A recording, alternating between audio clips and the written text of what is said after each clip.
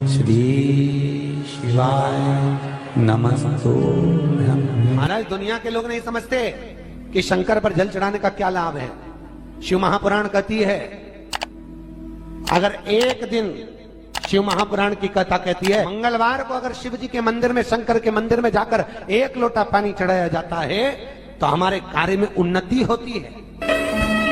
कोई व्यापार नहीं चलता हो, दिक्कत आ रही हो तो हनुमान जी के दूसरे नंबर का भाई गतिमान का स्मरण करो। हनुमान जी के उल्टे पांव का सिंदूर लाकर गतिमान का नाम लेकर स्वस्तिक बना दिया जाए व्यापार वाली जगह पर, तो व्यापार अच्छा चलने लगता है महाराज। कोई व्यक्ति पैसा खा गया, नहीं दे रहा, बहुत परेशान हो गए, मांग मांग कर दे गए, नहीं दे रहा, हाथ जोड़ लिए, पांव जोड़ लिए, सब कुछ कर लिया, नहीं दे रहा, तो हनुमान जी के तीसरे नंबर का भाई रतिमान, रतिमान, गतिमान रतिमान, रतिमान का नाम लीजिए। पीपल के पत्ते पर लाल सिंदूर से जो व्यक्ति पैसा लेकर गया उसका नाम लेकर बहते हुए पानी में अपनी कामना कर रतिमान का नाम लेकर छोड़ दीजिए। 15 दिन में रतिमान ऐसी उतावली मचाता है कि उसको हाथ जोड़कर वो खुद फोन लगाकर बोलता है, भैया तेरा मैं पैसा लौटा दूंगा। रतिमान का स्मरण किया जाएगा। रतिमान, ध्यान दीजिएगा, हनुमान का एक स्मरण, पंचमुखी हनुमान का एक भाव। महाराज, जैसे बहुत ज्यादा तकलीफ अगर व्यक्ति को हो गई है, बहुत कष्टमय जीवन चल रहा है, हार गए हर जगह से और तकलीफमय जीवन चल रहा है, तो पंचमुखी हनुमान का एक शिव महापुराण का और स्कंद पुराण का एक बड़ा सुंदर मंत्र है। उस मंत्र को आप सब एक बार हमारे साथ में बोलें। ओम नमो हनुमते रुद्र अवताराय सर्व शत्रु संहारणाय सर्व रोग हराय सर्व वशीकरणाय रामदूताय स्वाहा। बस इस मंत्र को हाथ में काली तिल लेकर, एक जौ लेकर और गूगल लेकर, थोड़ा सा उसमें गाय का घी डालकर, कंडे को या अग्नि को जलाकर इस मंत्र का 11 बार 21 बार जाप कर कर अपनी कामना कर कर छोड़ दीजिए। कैसा भी रोग हो, बीमारी हो, कष्ट हो, दुख हो, तकलीफ हो, 21 दिन के अंदर वो आनंद आना प्रारंभ कर देता है। इस मंत्र, स्कंद पुराण का, शिव महापुराण का ये मंत्र मूल पंचमुखी हनुमान सुख देंगे।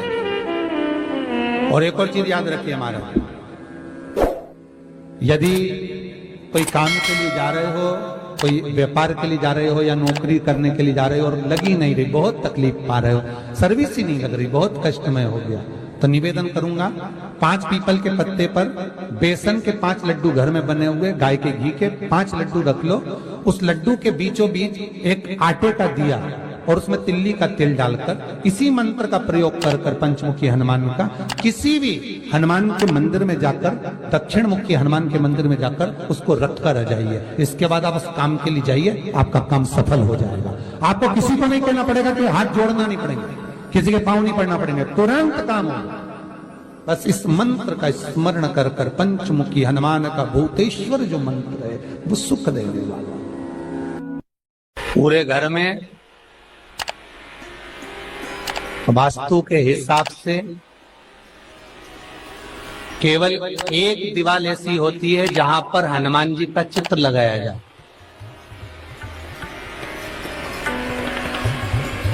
चाहे तुम पर्वत उठाने वाला चित्र लगाओ हनुमान जी का, चाहे बैठे हुए लगाओ, चाहे रामायण पढ़ने वाला लगाओ, चाहे लंका दहन करने वाला लगाओ, चाहे राम नाम जपने वाला लगाओ, चाहे लक्ष्मण को संजीवनी देने वाला लगाओ, चाहे मौन मुद्रा में लगा दो, चाहे स्तुति में लगा दो, चाहे भजन में लगा दो। हनुमान जी का कोई भी चित्र लगता है तो ना पूरब में लगेगा, ना पश्चिम में लगेगा, ना दक्षिण में लगेगा। हनुमान जी का अगर चित्र लगता है तो उत्तर की दीवार में दक्षिण को देखते हुए लगेगा, केवल एक ही स्थान।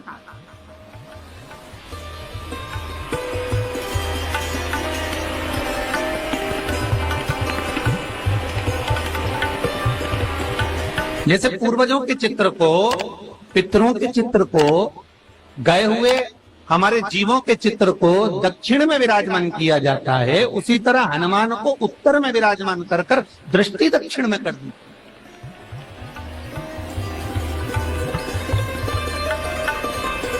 घर में हनुमान जी के जितने फोटो होते हैं उसको केवल दक्षिण दिशा में लगा, वो उत्तर दिशा में लगा बिठाते थे, और दक्षिण की ओर उनकी दृष्टि होना चाहिए, दक्षिण की ओर उनका मुख होना चाहिए। क्यों? महाराज, अगर व्यक्ति के जीवन में कोई बीमारी आने वाली है, व्यक्ति के जीवन में कोई रोग आने वाला है, व्यक्ति के जीवन में अगर कोई कष्ट आने वाला है, व्यक्ति के जीवन में अगर कोई परेशानी आने वाली है, व्यक्ति के जीवन में कोई एक्सीडेंट का योग भी बनने वाला है, तो शास्त्र कहता है वो दिशा दक्षिण से ही बनता है।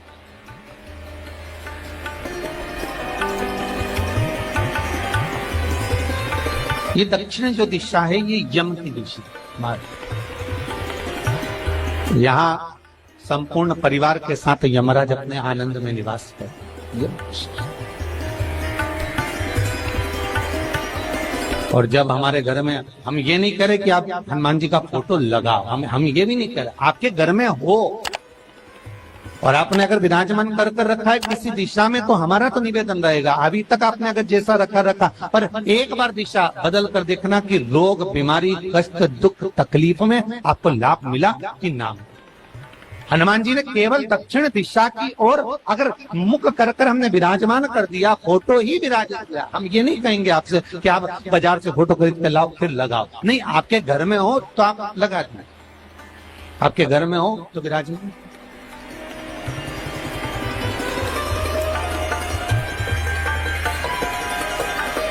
अच्छा, कितनी विपरीतता है वो भी आप जरा जानिएगा महाराज, कि शंकर भगवान के ऊपर जो जल चढ़ाया जाता है उसकी जलाधारी उत्तर में जाती है महाराज।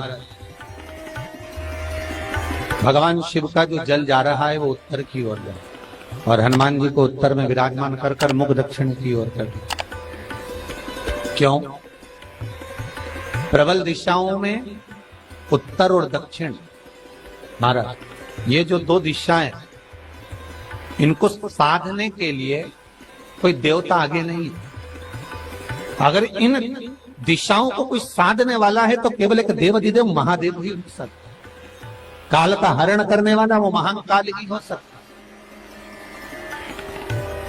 शंकर का ही एक अवतार है हनुमान जी महाराज, रुद्र अवतार महाराज। हनुमान जी से कहा तुम दक्षिण की ओर दिशा पर संभालिए, शिव जी कहते हैं मेरा जल जब उत्तर की ओर जाएगा तो इस दिशा को मैं संभालू, चिंता ना करिए। जो स्मरण करने वाला होता है, भजन करने वाला होता है, कीर्तन करने वाला होता है, नाम जाप करने वाला होता है, उसका भी शास्त्र विधान करता है, उसका भी व्याख्यान वर्णन करता है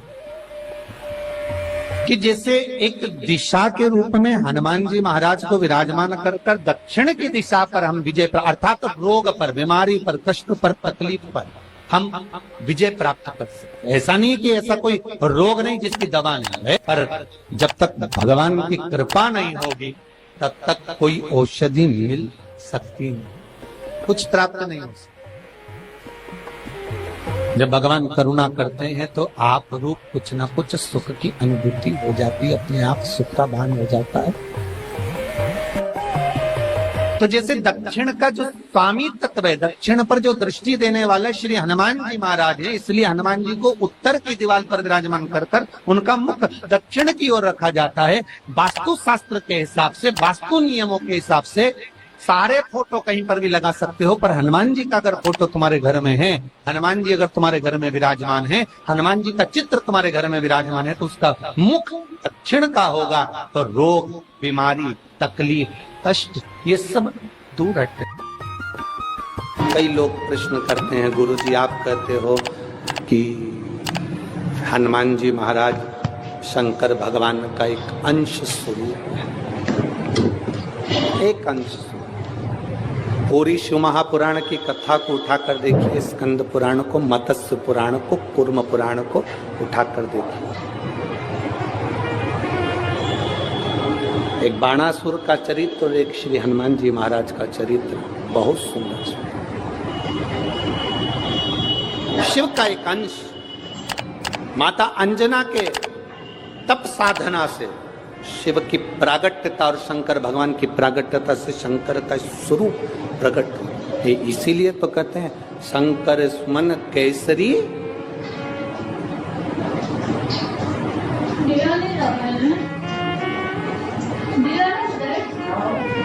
शिव का एक स्वरूप है हनुमान जी।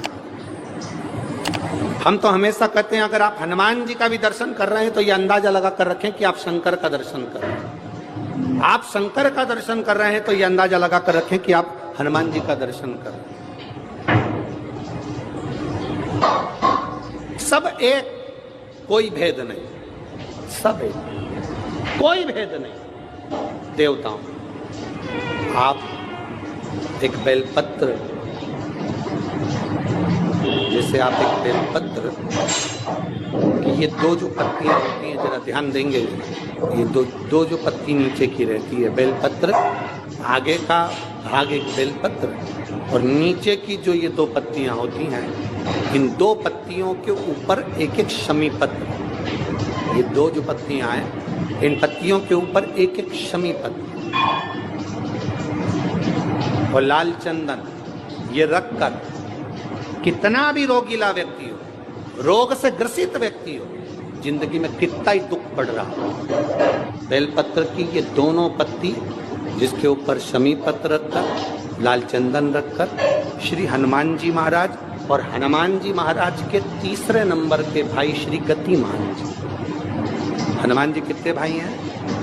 6। उसमें हनुमान, रतिमान, प्रतिमान, मतिमान, गतिमान, तो जो नीचे के क्रम में आते हैं श्री गतिमान जी, उन गतिमान जी और हनुमान जी का नाम लेकर जो शिवलिंग के ऊपर समर्पित कर देता है, रोग का निवारण होता ही, रोग मुक्ति होती है। मंगल का प्रदोष निकाल कर रख लो कि मंगल का प्रदोष इस दिन पड़ रहा है, मंगल की त्रयोदशी तिथि पड़ रही है, प्रदोष व्रत मंगलवार का पड़ रहा है। और जिन लड़का लड़की को मंगल होते हैं, जिन कन्या और वर को मंगल होते हैं, केवल शंकर भगवान के मंदिर में जाकर चौमुखी दिया, 4 बत्ती का दिया आटे का, उसमें घी डालकर लड़की शंकर भगवान के मंदिर में मात्र 7 बार शंकर पे से उतार कर 3 बार स्वतः उतार कर शिव के मंदिर में रख देती है, उसका मंगल आड़े आता ही नहीं है, मंगल नहीं आता सामने। मंगल प्रदोष व्रत का इतना महत्व है महाराज। जब जिस महीने में जो प्रदोष पड़ा करे, जब प्रदोष पड़े, बन सके 1 बेलपत्र, बन सके 5 बेलपत्र, शमी पत्र, हरे मूंग, हरा मूंग, बेलपत्र, एक कलश के अंदर थोड़ा सा पानी लेकर 1 बेलपत्र, हरा मूंग, शमी पत्र डालकर और उसमें थोड़ा सा गुड़ डालकर भगवान शिव का स्मरण कर कर प्रदोष काल में, मान लो कोई काम आपका बहुत जरूरी है, बहुत दिनों से अब थक गए हैं, नहीं हो रहा, कर्जा बढ़ रहा है, धन नहीं आ रहा, व्यापार नहीं चढ़ रहा, या कोई समस्या बहुत प्रबल है, कोई एग्जाम में बैठ रहे हो, नहीं हो रहा, परीक्षा भी दे दी है, रिजल्ट आने ही वाला है, तो भी प्रदोष काल में, प्रदोष के समय वो जल, मूंग, शमी पत्र और बेलपत्र और गुड़ का शंकर के शिवलिंग को समर्पित करना प्रारंभ कर दो। 2 या 3 प्रदोष करोगे, बाबा आपकी मनोकामना शीघ्र पूर्ण कर देगा।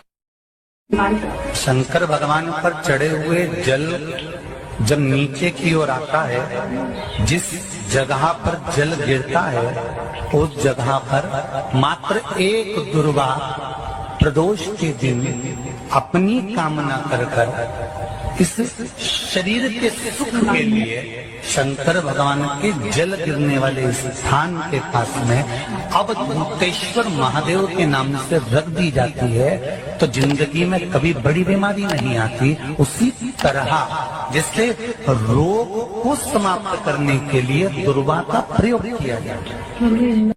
कभी ऐसा योग लगे आपके जीवन में कि आप जिस व्यापार को आपने करा उस व्यापार में आपको फल नहीं मिला, फिर आपने व्यापार चेंज करा, फिर बदल कर देखा, फिर उस व्यापार को कर देखा, उसमें फल नहीं मिला, फिर आपने वापिस व्यापार को बदलने का विचार किया, तो हमारा निवेदन रहेगा उस व्यापार को बदलने से पहले एक काम जरूर कर देखो। 3 स्थान पर बेलपत्र को चढ़ा कर देखिएगा। अगर आपको लगे कि मैंने व्यापार बदल लिया, एक बार बदला, कई लोग ऐसे भी होते हैं जो पैसा इकट्ठा करते हैं, धन एकत्रित करते हैं, और कोई व्यापार ऐसा कर लेते हैं जिस व्यापार में धन चले जाता है तो वो धन वापिस नहीं आता महाराज, वो व्यापार का धन वापिस नहीं आता। तो बड़े दुखी होता है कि भाई मेरा गया हुआ पैसा नहीं आ रहा, मैं बड़ा कष्ट में हूं, मेरा खुद का ही आ जाए ना तो मैं निहाल हो जाऊं, मेरा अपना ही नहीं आ रहा जो गया हुआ है, तो मैं क्या वर्णन करूं उसको, क्या। उनके लिए भी ये प्रयोग, ये शिव विद्येश्वर संहिता का ये भाव बड़ा सुंदर है। आप व्यापार पर व्यापार बदल कर देख लिए, धन भी हमारा कहीं डूब गया, आ नहीं रहा है, तो प्रयास करना 3 स्थान पर चढ़ाई गई बेलपत्र हमें सुख का अनुभव करा दे। बहुत ध्यान लगाइए। पहला, अशोक सुंदरी की जगह। अब ये बेलपत्र जब भी आप चढ़ाएंगे तो रविवार की अगर प्रदोष पड़ जाए, कौन से दिन? रविवार की प्रदोष के दिन ये प्रयोग अवश्य कर देखिएगा। ज्यादा बार नहीं करना है, केवल एक ही बार करना, बाबा स्वयं कृपा करेगा। अपने मंदिर में, अर्थात अपने घर के पास कोई मंदिर हो, शिवालय हो, देवालय हो, जहां शंकर भगवान विराजमान हो, शिवलिंग हो, ऐसी जगह पर अवश्य करें। हमें कहीं दूर जाकर ये प्रयोग नहीं करना, अपने शिवालय, अपने जो घर के आसपास में शिवालय हो वो। एक बेलपत्र अशोक सुंदरी वाली जगह। अब उसको अशोक सुंदरी की जगह पर भी चढ़ाने का तरीका क्या है?